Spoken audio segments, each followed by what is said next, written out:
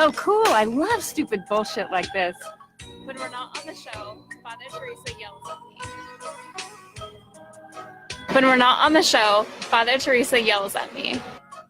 Free thought. Conversation. Oh, cool. I love stupid bullshit like this. This show is so black that Father Teresa makes me get a tan before I go on this show.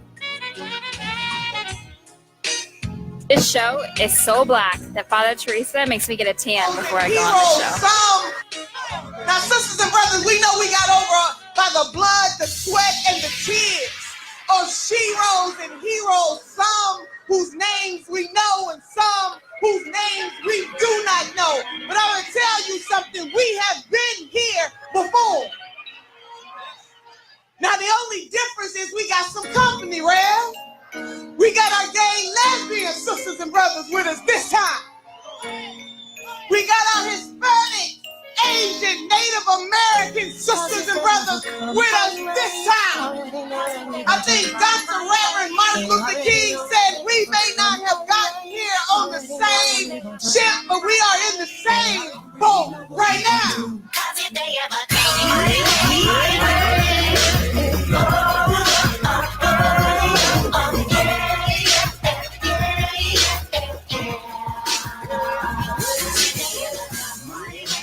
In Father Teresa's wine cellar, we believe all oppression is intersectional.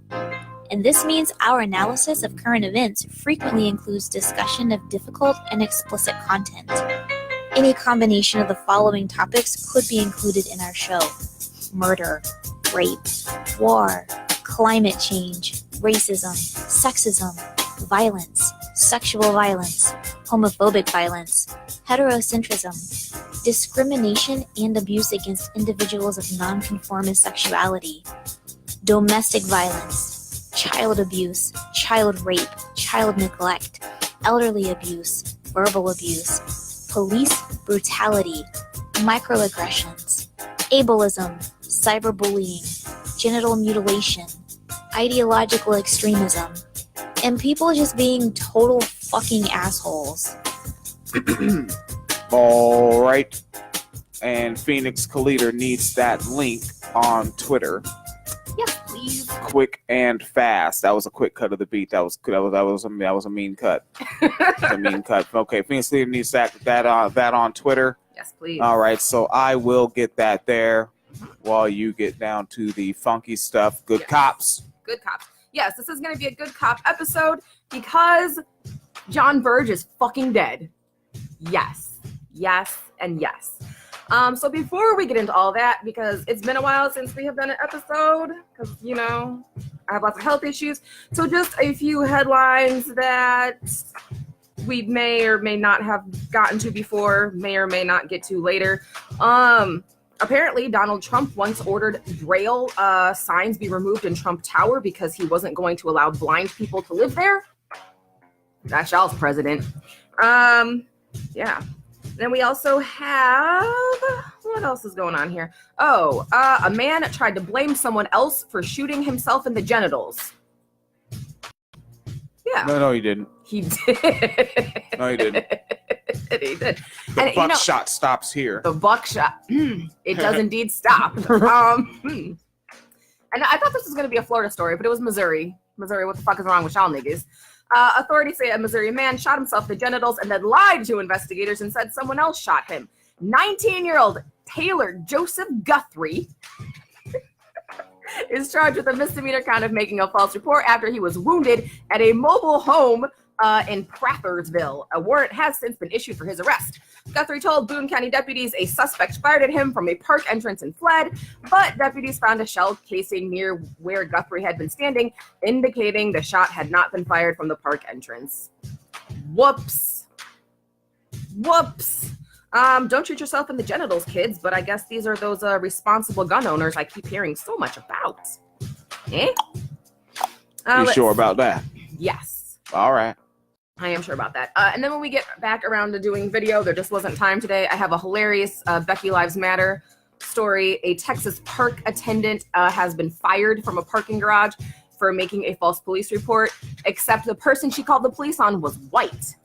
And he video recorded everything, and it was kind of hilarious. because she's like flailing on the phone with 911, he's running me over with the car, please hurry, and the car is not moving. It's pretty fucking funny. We'll get that video up soon. And then I also have the best white man story. That's a funny sentence. It is a good sentence. It's a good story too. A white man was threatening to kill black kids who were riding ATVs up and down the street. So police showed up. He shoots the cops when they told him he was under arrest, kills the cops, and then goes back to his house and gets his AR-15 and starts shooting at the backup cops who show up. It's fun. You better have some backup cops to back up the backup cops. You do need backup cops to back up the backup cops. But again, responsible gun owners, you know. If you weren't already pissed enough about this administration, just remember that we're in the middle of hurricane season. We have a tropical depression right now that's killing people. And the Trump administration transferred $9.8 million of FEMA money to ICE. Because immigrants in cages is more important than anything, really. You know. Yeah. Immigrants in cages. Yes. And we might make fun of Linda Harvey later. She is a founder of Mission America, which is one of those like weird, creepy Christian organizations.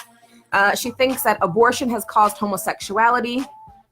She thinks that any gay character in cinema should have a backstory of sexual abuse because that's what makes you gay. Yes. Yes. And she has a quote that says, heterosexual people, I don't know if you knew this, William, everything's gay if you think about it. Yeah. Including you. Well, fun. Because heterosexual people only engage in missionary style penis to vagina sex. Yeah. So you're not actually heterosexual if you've ever engaged in oral sex of any sort, giving or receiving. That's or right. People who've ever engaged in any sort of anal sex or masturbation. Hetero people don't do that. That's right. Men who put their mouths on vaginas love penises. They do. Everybody knows that. It makes sense to me. This is the reality. It makes sense to me. What? Or if you're standing up, there's no real way to like lay down or sit down. You just kind of got to stand up. That's also not missionary. It's not Very missionary. gay. Because guys, think about it. If you're standing up, both of your bodies are erect. What are penises? Erect. You basically have transmorgified yourself into, if I may use a prison word, transmorgified yourself into a penis. Those of you that don't know Crip Hop might not get that joke. Yes. Well, you know, everything's gay if you think about it. So yeah, that's what's going on. Did I have any other headlines here to do before we get into like the news? I think that's pretty much everything. Yeah, I think that's pretty much everything. All right. So, I don't know, William, you want to say words for a minute? Will I retweet the link? All right, words about things and colored boys and whatnot. Yes. That's right. Yes. All right, take a look at what I have. These motherfrackers. I told you somebody made a post. I think it was Maddie Stump. And I must have just been riffing. I was probably talking about like a transphobia story or something like that. Mm-hmm. And I probably mentioned Maddie Stump's name. But Maddie Stump was like, I got a call out on the Black Podcast. And I was like, I don't even know, because I riff and then fucking go bust a 12 or 11 or whatever the fuck hour shift and then eat food and then fucking drink alcohol beverages and then do another episode. I don't even remember what the fuck it was about. Yes. Maddie Stump, tell me what the hell that was. I didn't even know you listened to the program. All right, what stands out in my head that I saw, because every once in a while I'm at work, there's a break. And there's a misogynorist that I follow. I do mean misogynorist. This feller calls himself Jason Black. Oh. And the first sentence of this post, you're like, oh, fuck, how is he going to fuck this up? Yeah. Because he fucking can't stand black women. That's why I follow him, because I think there are misogynists that I deliberately follow, right? Like because it's ones that are a relevant voice, like they reach a lot of people. Right. I don't give a fuck about whack niggas in some group. Like, what's that? Black men being brutally honest with everybody. Right. Yeah. I don't care about them niggas in that group. They're fucking nobodies. I want to go look at Jason Black, the nigga that niggas like that follow. Mm-hmm. All right, so this is what this nigga said while you get your shit cracking. Yes. Quote, and this was posted 9 hours ago on the Facebooks. Right now it's 4:30 p.m.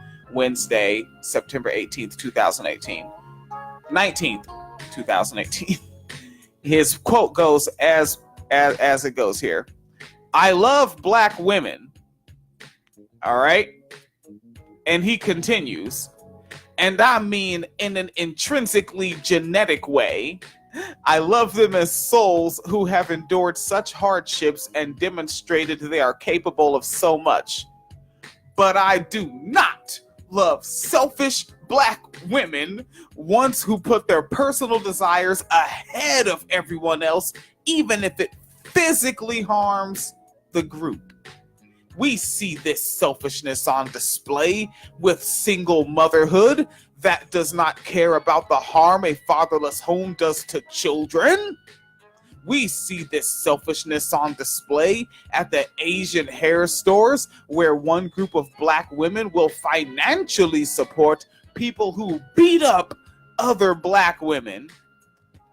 I don't know if you know this, but no black woman has ever financially supported a black man that has beat up a black woman. Ever. Okay. Ever. These are the facts. I don't think that's a fact. You think that's not a fact? I think that's not a fact. Ferociously accurate, countering tenaciousness. I don't know. I got nothing. This motherfucker continues. He says, we see this selfishness with a female culture. Female culture. Female culture, cuz. That's when females have been such females that they developed a female culture. They eat female cuisine. They dance the female dance. They put female drawings on female walls in female caves. Female culture, cuz. Females. This nigga's wildin'. Keep in mind, because like this is a lengthy post of his. So like this is one of the ones, you know, like his crew has to eat this up. So you're gonna see bits and pieces of this spit out by this particular sect of the children of Welsing, Yeah. Francis Cress Welsing, Wacky Welsing, and nearly full of it. All right. He continues. He says, a female culture that will gladly betrays. I like it. That will gladly betrays. Good. Do you good. gladly betrays? That's the only way to trade. What the fuck, nigga? Shit, you gonna learn today, Trey. You gonna learn. You gonna watch Boys in the Hood and hear Furious Styles say that to Trey. Fucking betrays the black family for 2+ generations by trying to replace the black man with a welfare check. 2+ generations of trying to replace. Wait, that nigga wrote that twice? Yeah, he did. We see this selfishness on display with the suicidal swirler movement that sows confusion with its empty promises of love from the oppressor class. I like that they put class, because I don't know if you do this, Yes. but all white men's Yes. is be rich. They do. Well, there are some black women that don't have money for an Uber or nothing Mm-hmm. and do GoFundMes regularly, Yes. while there's a white man in the house. And nigga, like I think he needs to work out how he's using the word class I here. suddenly can't see with all this shade. It's so dark. Meanwhile, all they have to show for it are empty Facebook posts and empty beds. If they're with the oppressor, how do they have an empty bed? It doesn't have to make sense. Get you a female that could do both, cuz. Fucking this motherfucker continues. Selfishness does not contribute. It is a gruesome character trait that only serves itself to the detriment of everyone else, and it ultimately hollows out and destroys the person who does it. For a woman to be great, she can never be selfish. It is her willingness to sacrifice for others that makes her great. So being abused is actually a good thing. Now, this is so long. I mean, if niggas want it, I'll link it. I have it saved. I doubt niggas want this post. But if you do, hit me up. I'll link you to it.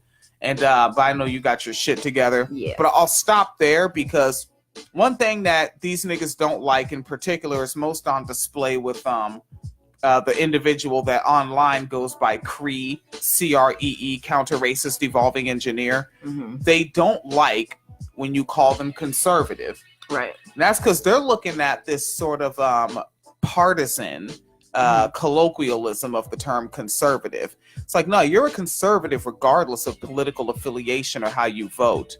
Y'all niggas is conservative because you're saying a woman can't put self first. And of course he's calling it selfish because he has to be hyperbolic about someone caring about themselves when they're a member of female culture. Right. These niggas are fucking conservatives down to the core. Like I remember somebody, I think it was actually a sex worker, asked me, they're like, what the hell is a hotep? And I was like, short answer, the Black Tea Party. Yeah. Short answer. Well, I mean, I think it's just pretty basic if you look at their outside of how they talk about white supremacy or racism, the core beliefs of like everyone should have a 2-parent household. It has to be a man and a woman. The man leads, the woman, stays at home. The man is the decision maker. Being gay or queer, whatever is unnatural. Like if you just go down outside of racism, like the fucking economic talking points and the like social talking points and like the morality, they're pretty fucking similar. Yeah, transphobic is all shit. Yep. They and just like the white conservatives, they think there's a gay agenda. Yeah. Like, I mean, again, you think I had a big surprised face when who was that nigga Farrakhan? Was on Alex Jones' program, and they riffed for like 2 hours. Yeah, like no surprise, they're both the same fucking conservative. It's just Alex Jones is neo-Confederate, and this nigga's just a Muslim huckster. Yeah, basically. Yeah. Yeah. All right. I know. Phoenix Leader has some guns, and she'd like to shoot them at people. Come on. Wow, I'm not the guy who works across the street. Okay, thank you very much. I wonder if he even has those guns. It's a weird thing to say, but also 3. He said he has 3 AR-15. Who the fuck needs three AR-15s? And I don't intend to sound classist, but I just think that when you work part-time at a corner store, I don't know that with climate change and all the shit coming up, if you want to be spending your checks on 3 AR-15s, you might want some canned food. Whoa. He has those AR-15s because there are more gun owners than there are active military. So should the government try to take their guns, he's ready. Because tanks don't exist anymore. No. Or something. No, those are used for Russian wine shopping. That's not. They are used for Russian wine those shopping. aren't war machines anymore. It's just Yeah. a souped-up Hummer. That's all. Basically, that's good. All right, so I said at the beginning, I'm having a fantastic day because John Graham Burge is fucking dead, which is wonderful. We've talked about him on the podcast, but some folks may not know, he was a Chicago cop who eventually rose up the ranks and became a police commander. And basically what his unit did was torture confessions out of people, particularly black people. Actually, that's one of the reasons that we don't have the death penalty in Illinois. I don't know if y'all knew that. Like, fun fact, Chicago police actually tortured so many murder confessions out of people that we scrapped the death penalty because we couldn't guarantee that people were actually guilty of the crimes they were being convicted for. Like, yeah, like that's how fucking serious the police brutality situation was. And so basically they would just, beat suspects. They would rape suspects, fucking sleep deprivation, that kind of shit to force confessions. And he only got like 4 years in prison after he finally got convicted after fucking niggas spent decades in prison over these false confessions. But he died today, so I'm in a good mood. So we're going to do good cop stories in honor of John Burge. And in the archive chat space, Gregory Loco, that needed the instrumentals from the Twitters, said can only hang out for about 10 minutes. Stopped in. Jan Loco's over there. Tally Loco likes your head wrap and said, "Welcome back, motherfucker." That's the verbatim. Mm-hmm. Said, I hope it was painful as fuck. Fuck Burge. Yep. Everything is gay if you think about it. Now shoot yourself in the nuts like cops. All right. and then said when William starts a sentence with, I don't know if you know this. I grab my gut in preparation. Huh? Nuh-uh. There's no pattern there. There's a pattern there. There's a fucking pattern there. Ah. Because that's how you give yourself time. That's like when niggas be like, wow, really? Because they try to think of some shit to say. That's your wow, really. I don't know if you know this, but it started with, huh? Huh? That's when we were better at freestyling. We only needed amount of time. And we like, I got some bullshit in the pocket. Let's go. All I needed was, huh? All right. So let's see. This is a New Jersey prison, which for some reason a women's prison has male guards, and you'll never believe what happened. Or will you? Wait. Say what? I said a prison in New Jersey is a women's prison, but it has male guards, and you'll never believe what happened. Or will you? Jesus fucking Christ. Yep. Another round of indictments in a sexual assault scandal at New Jersey's only women's prison accuses one correction officer who has already been charged with sexual assault with helping a fellow guard sexually abuse 2 other inmates. Why are there men working in women's prisons? Why? And niggas like, why call it a rape culture? What key word in that sentence helped? Yes. It was like, no, I will assist you in this. Yes. To make sure you're doing it right. Yes. Culture. Rape culture. Mm-hmm. All right. The indictments handed down in Hunterdon County say Ronald Coleman, age 39, sexually assaulted one inmate between August and October of 2015 and another between January and May of 2016. So he spent an entire year raping people. All right. In both cases, his co-worker, Brian Ambrose, 33, allowed the women into a, quote, secure area for the purposes of engaging in sexual conduct with Ronald Coleman. Allowed. Yep. Allowed. Permission to be raped. Yes. A rape culture. Yes. Under state law, any sexual contact between inmates and staff is a crime because prisoners cannot legally consent. At least they have that on the fucking books. Ambrose and Coleman are among 7 employees from Mahan.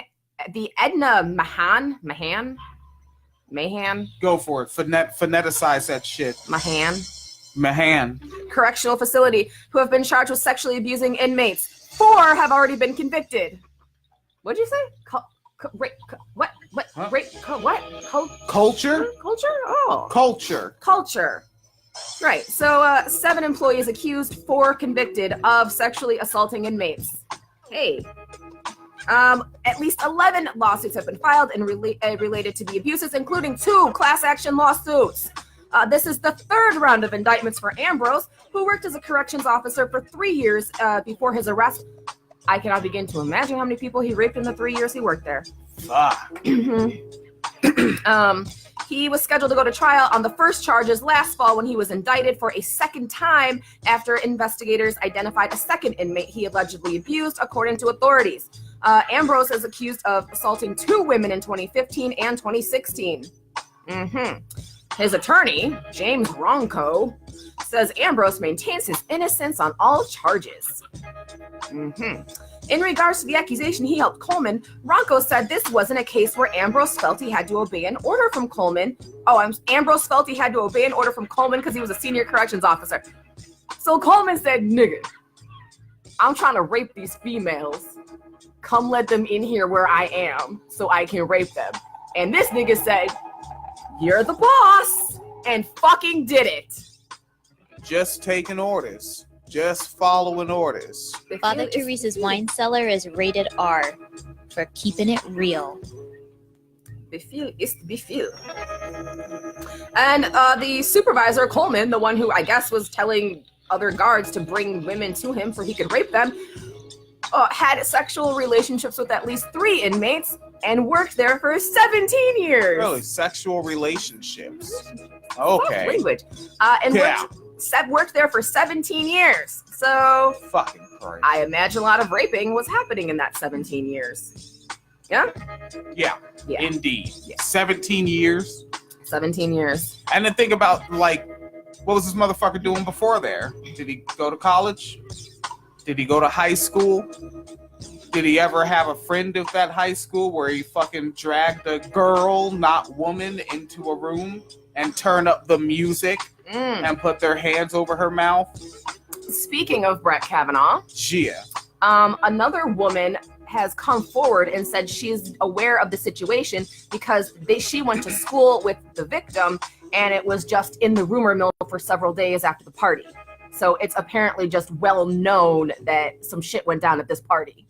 And everybody apparently has fucking known about it since 1983, I think it was. Okay, they've known about it since 1983, but we're talking about it now because what the fuck, man? Yeah, everybody fucking knew. So, there's that. All right, back to good cops. Woohoo! Oklahoma. A police chief resigns over his neo-Nazi ties. Good.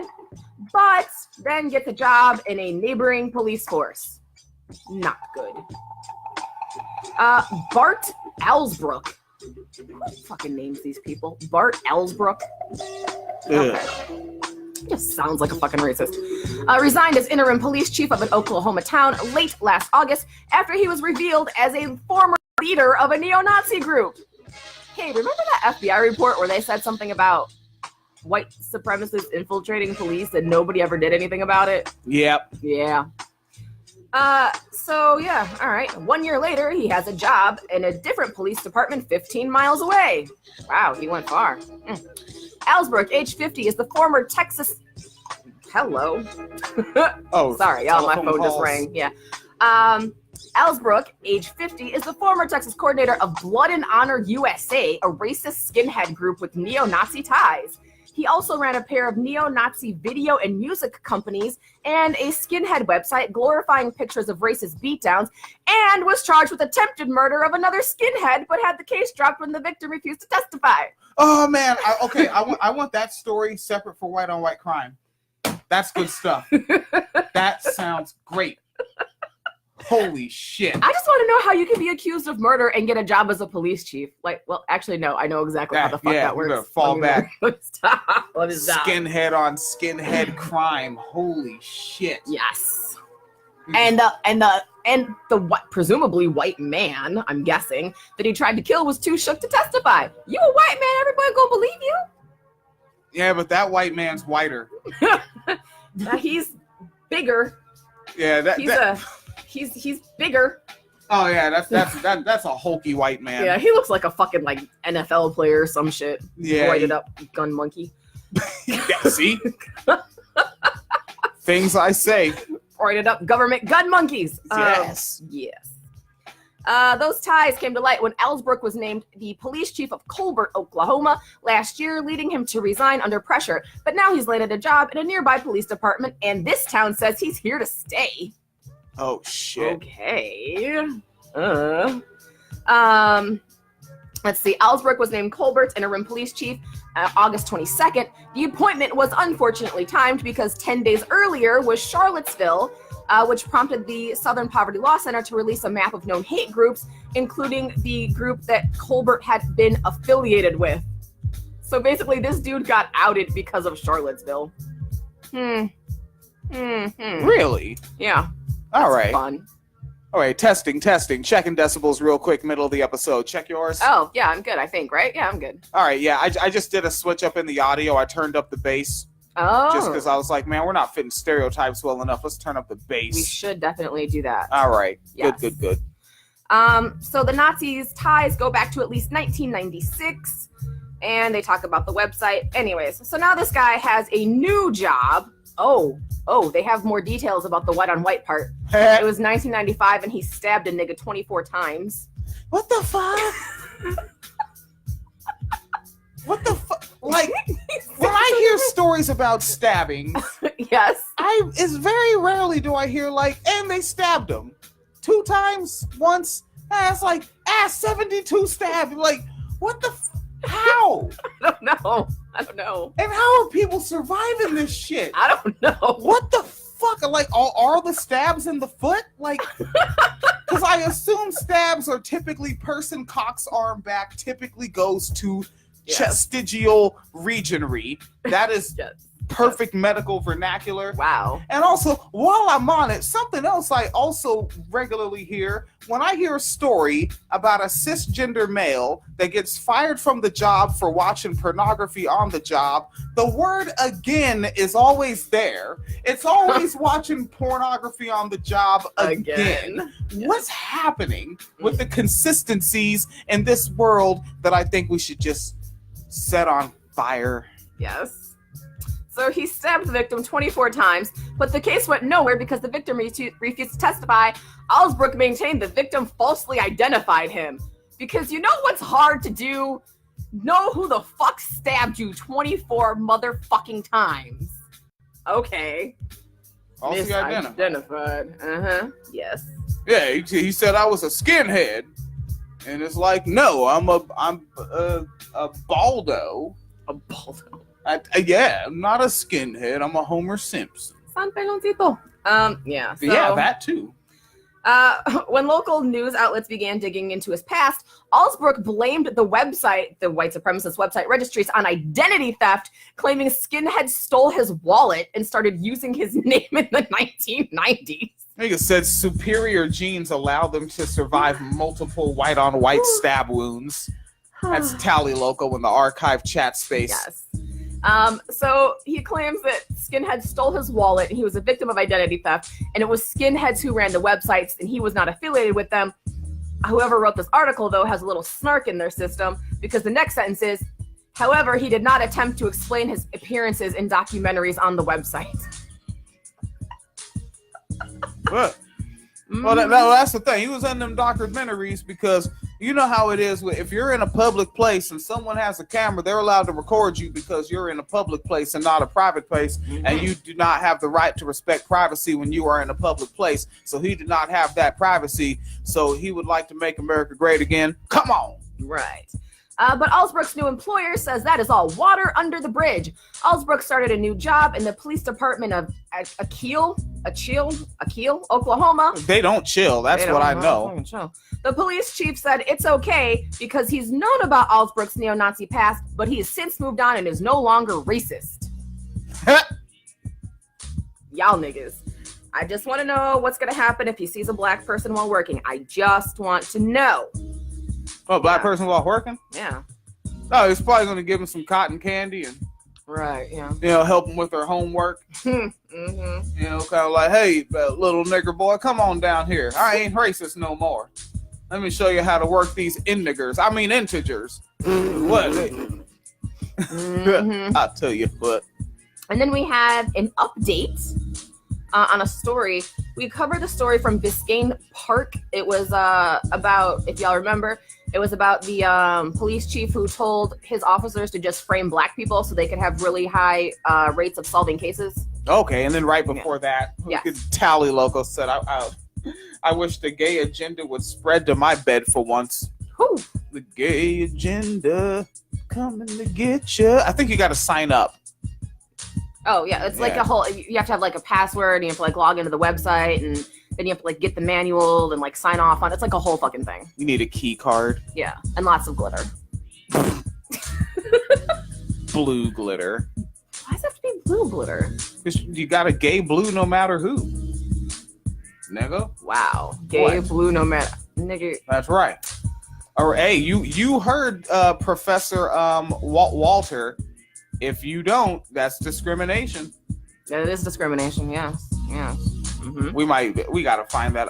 I know where that audio is. I have it on the hard drive. Oh, okay. All right, so Chief Raimundo Atasiano bragged to town's leaders that his department had an exceptional 100% clearance rate on burglaries in a suburb north of Miami.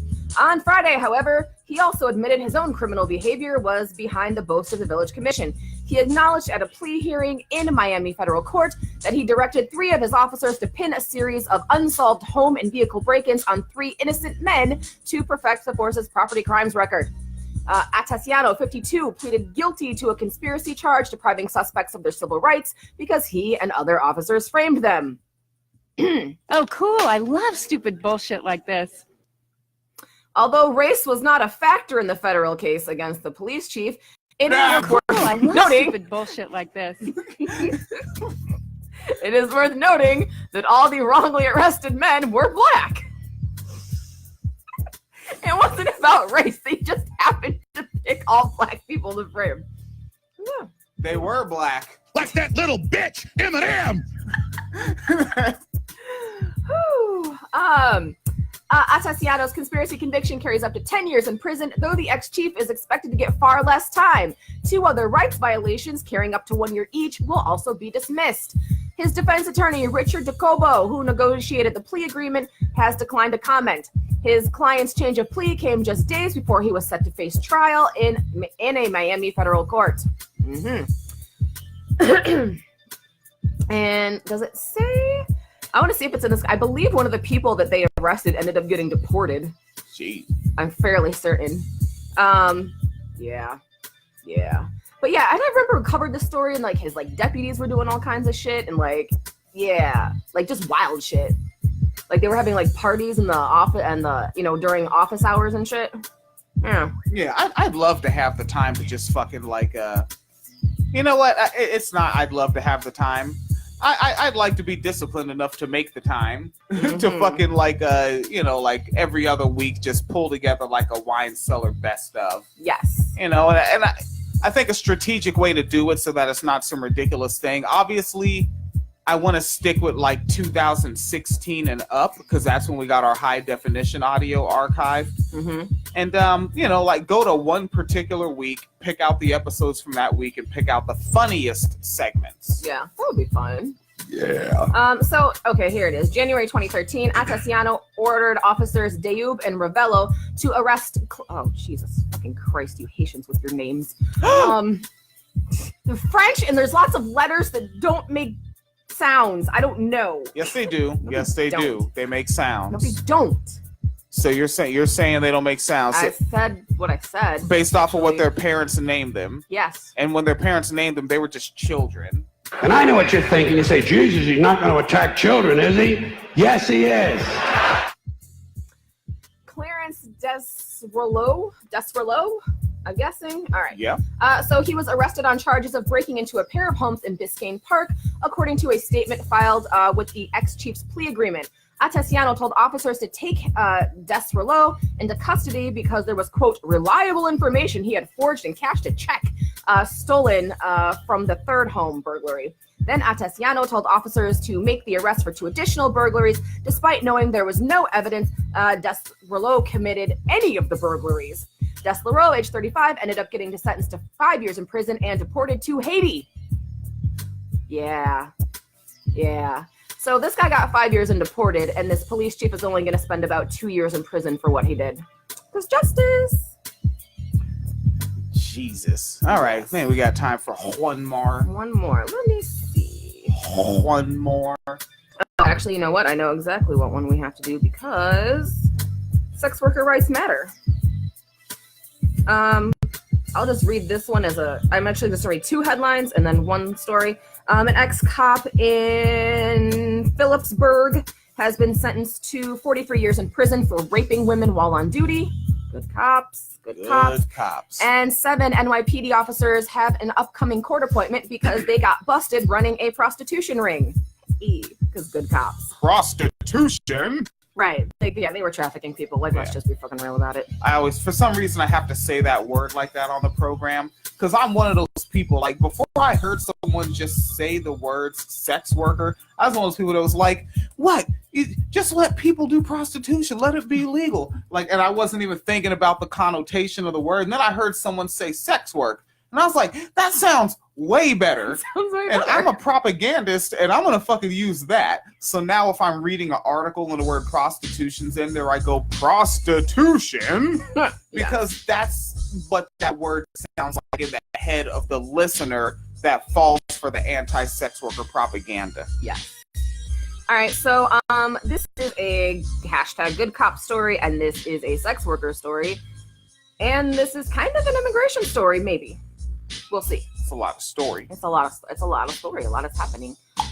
So a U.S. Border Patrol supervisor has been charged with murder in the deaths of 4 female sex workers.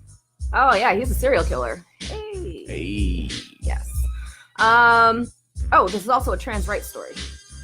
Jeez. Yeah, there's a lot fucking going on.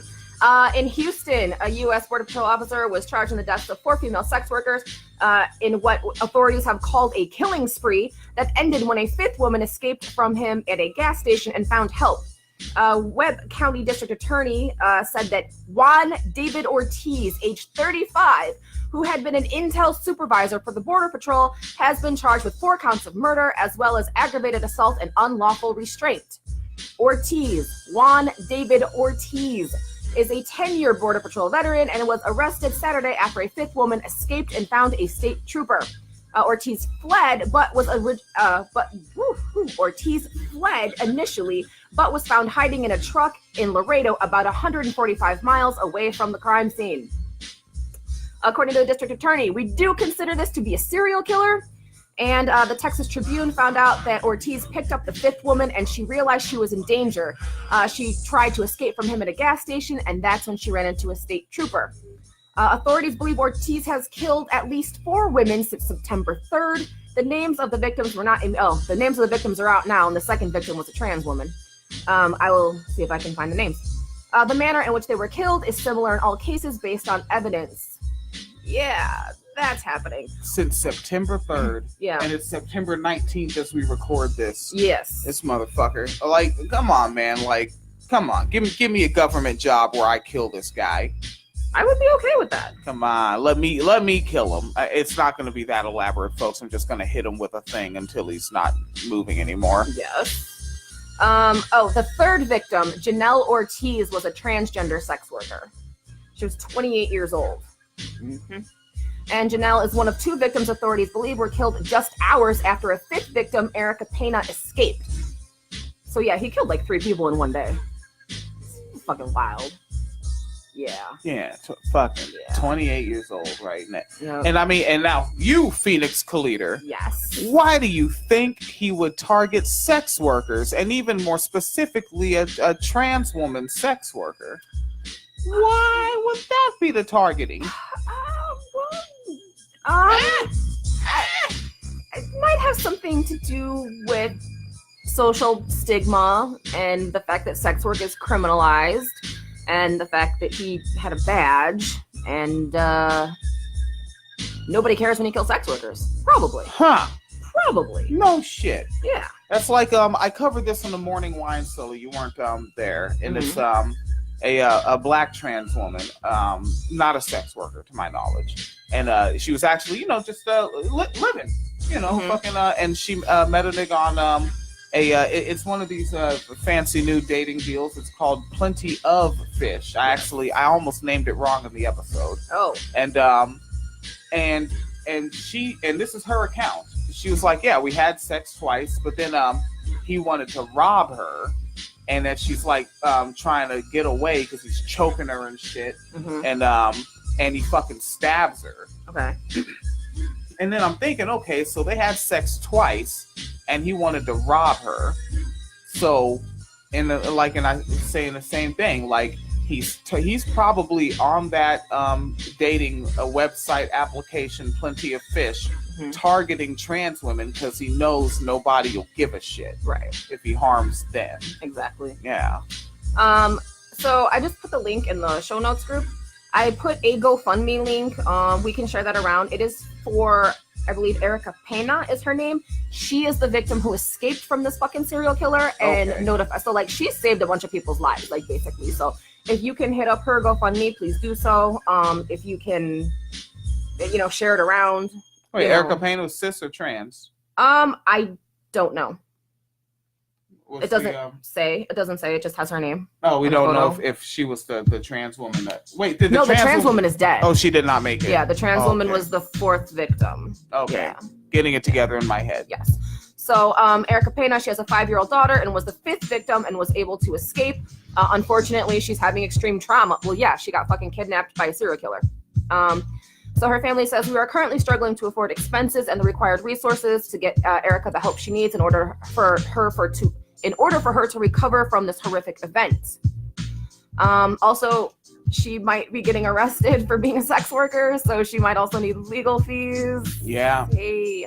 But so I will share the link around. If you can share it, please do, because honestly, she saved a bunch of people's lives because this nigga was not going to stop killing people. Like, let's just be real about it. You say you put it in the show notes thread or in the archive chat space? It's in the show notes. I can't get to the chat space. Oh, yeah, because you're doing stuff and things. It's in the show notes group right now. It's the first link in there in the group.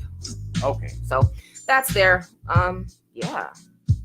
All right, we'll follow up with that story. So bing, bang, blam. Yeah, you might as well just make that GoFundMe like a. I guess you did make it a show note. Yes, for part of a thread.